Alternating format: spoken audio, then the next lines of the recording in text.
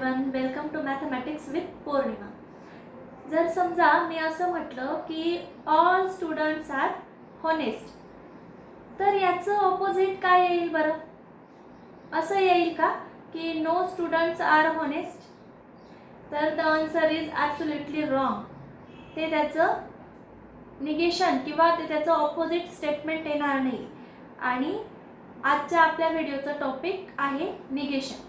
तर ॲक्च्युअल त्याचं correct negation काय येईल ते आपल्याला पाहायचंय. मग बघा, निगेशन कशासाठी यूज करतो बरं आपण? निगेशन इतकं मॅटर का करतं? निगेशन का शिकायचं? ते आपल्याला कुठे कुठे उपयोगी पडतं? तर निगेशन हे आपल्याला मॅथमॅटिक्सचे जे आपण प्रूफ्स राईट डाऊन करतो, तर ते प्रूफ्स राईट डाऊन करताना हेल्पफुल असतं. नंतर कॉन्ट्राडिक्शन जे आपण करतो, कॉन्ट्राडिक्शन मेथड यूज करतो, तर कॉन्ट्राडिक्शन करताना आपण जे दिलेलं स्टेटमेंट आपल्याला प्रूव्ह करायचं असतं, एक्झॅक्टली त्याच्या निगेट मानतो. म्हणजे आपण काय करतो, त्याच्या ऑपोजिट स्टेटमेंट मानतो आणि शो करतो पुढे जाऊन की our assumption, our supposition is wrong, which is a contradiction. आणि नंतर अजून कुठे यूज करतो आपण, जसं की competitive exams, NET, SET, GATE वगैरे, तिथेही आपल्याला याची हेल्प होते निगेशनची. आणि नंतर कम्प्युटर प्रोग्रामिंग वगैरे, इथेही निगेशनचा खूप मोठ्या प्रमाणात यूज केला जातो. तर बघा, मग निगेशन काय असतं? सपोज मी एक स्टेटमेंट कन्सिडर केले, 5 इज अ प्राईम नंबर. तर ह्या स्टेटमेंटचं निगेशन काय येईल? 5 is not a prime number, right? नंतर आपण काही रिअल लाईफ एक्झाम्पल्स बघू, जसं की हे बघ, it is raining.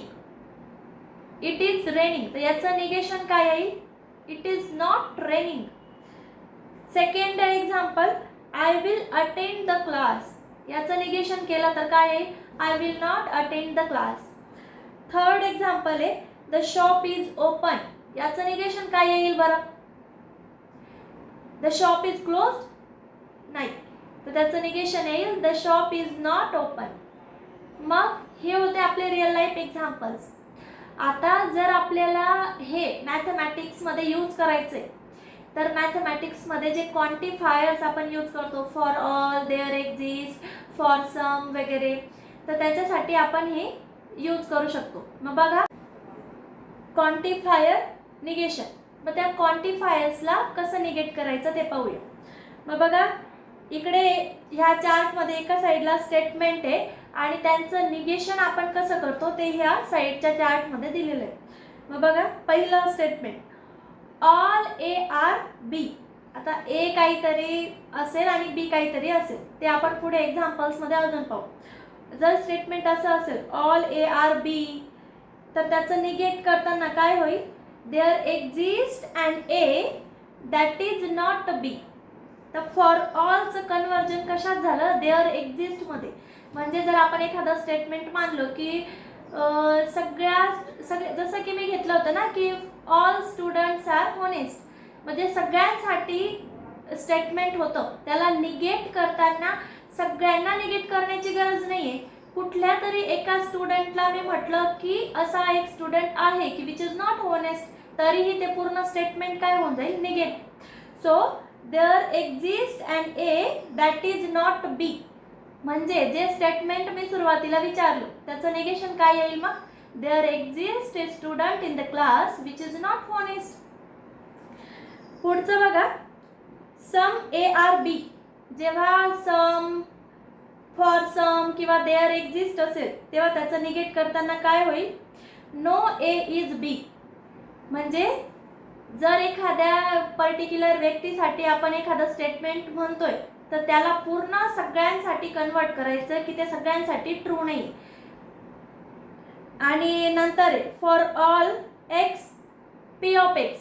P of x काय? तर एक कुठली तरी प्रॉपर्टी असेल की जी तो एक्स होल्ड करतोय, तर सगळ्या एक्ससाठी, फॉर ऑल एक्ससाठी property P of X hold होते. तर त्याचं निगेशन काय येईल? देअर एक्झिस्ट एक्स आणि प्रॉपर्टीला निगेट लागतोय, मायनस साइन. सो आणि ती प्रॉपर्टी काय होईल? निगेट होईल. म्हणजे फॉर ऑलचं कन्वर्जन झालं देअर एक्झिस्टमध्ये आणि जी प्रॉपर्टी तो होल्ड करत होता त्या प्रॉपर्टीला आपण केलं निगेट.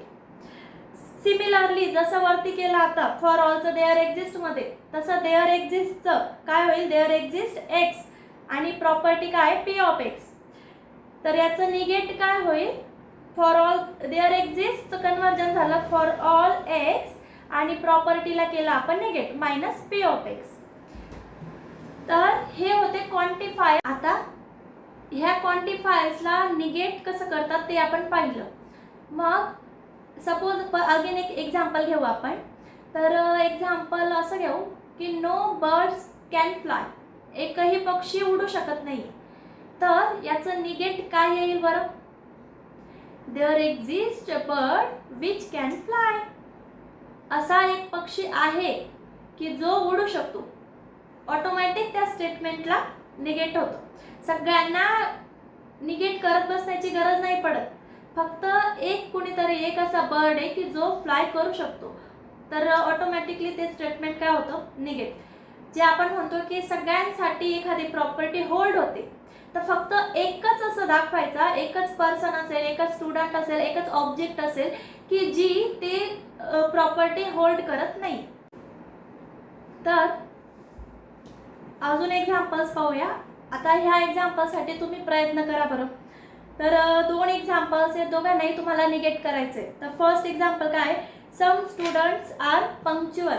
काही स्टुडंट्स आहेत की जे पंक्च्युअल आहेत. तर याचं निगेशन काय येईल, तुम्ही व्हिडिओ पॉज करून स्वतः ट्राय करू शकता. तर त्याचं निगेशन येणार आहे, समचं कन्वर्जन कशात होईल, सम म्हणजे देअर एक्झिस्टला सिमिलर आहे, तर त्याचं कन्वर्जन होईल फॉर ऑल मध्ये. सगळ्यांसाठीचं स्टेटमेंट बनवायचं आहे आणि जी प्रॉपर्टी आहे पंक्च्युअलिटीची प्रॉपर्टी त्याला निगेट करायचं आहे. सो याचं निगेशन येईल all students are not punctual. आणि सेकंड जे स्टेटमेंट आहे ते काय, एव्हरी इंटिजर इज इवन. इथे बघा एव्हरी वर्ड आहे, एव्हरी म्हणजे फॉर ऑल. त्याचं निगेशन केलं की कशात कन्वर्जन होईल, देअर एक्झिस्ट फॉर सम. तर मग निगेशन कसं होईल, आणि प्रॉपर्टी जी प्रॉपर्टी काय की तो इंटिजर काय असणार आहे, इवन. तर प्रॉपर्टीला निगेट करायचं. So there exist and integer which is not even, हे झालं त्याचं निगेशन. तर आय होप तुम्हाला सगळ्यांना निगेशन काय आहे, त्याचे यूज कुठे कुठे होतात ते सगळं कळलं असेल. जर तुम्हाला निगेशन कळलं असेल तर अजून काही एक्झाम्पल्स तुम्ही स्वतः घेऊन त्याला निगेट करून पाहू शकतात. तर जर तुम्हाला निगेशन कळलं आहे तर तुम्हाला प्रूफ्स बाय कॉन्ट्राडिक्शन अजून इझियर होईल. जर व्हिडिओ आवडला असेल तर व्हिडिओला लाईक करा, शेअर करा आणि चॅनलला सबस्क्राईब करा. थँक्यू.